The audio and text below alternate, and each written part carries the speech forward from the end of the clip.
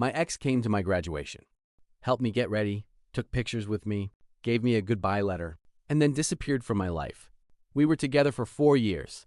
We met in college, and like most couples our age, we were obsessed with building a future. We spent years grinding through classes, working toward our goals, and dreaming about what life would look like after graduation. But somewhere along the way, I messed everything up. She got busier and busier with school. It felt like she never had time for me anymore. She was stressed, focused, and constantly trying to stay on top of everything. Instead of communicating how I felt, I made the worst decision of my life. I cheated. Not long after that, we broke up. Even then, though, we couldn't completely let go of each other. When her graduation came around, I showed up with flowers. I wanted to congratulate her, but I kept my distance and let her enjoy her moment with her family.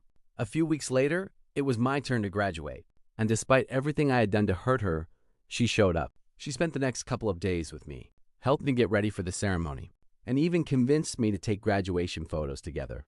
Funny enough, after 4 years of dating, we barely had any pictures of us. We were always too busy chasing our own goals. After graduation, we spent one last day together. We went back to the place where we first met and talked for hours. For a little while, it felt like we were us again, like maybe there was still a chance. That night, I walked her back to where she was staying. Before she left, she handed me a letter. Then she hugged me. Not a normal hug, the kind of hug that feels like someone is trying to memorize you. Then she turned around and walked away. I didn't read the letter until I got home. It was a goodbye letter. By the time I finished reading it, she was already gone. A few months later, I managed to reach out to her one last time before moving away.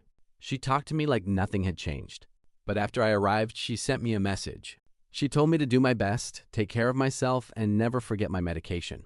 Then she said something I'll never forget. This will be the last time I message you. A few moments later, she sent a voice note. Just a couple of little kisses and a goodbye. And that was the last time I ever heard her voice. Today, she's living the life she worked so hard for. She achieved her dream. And honestly, I'm proud of her.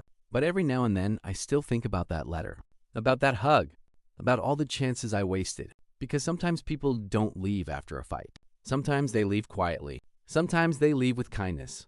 And somehow, that's the kind of goodbye that's hardest to forget.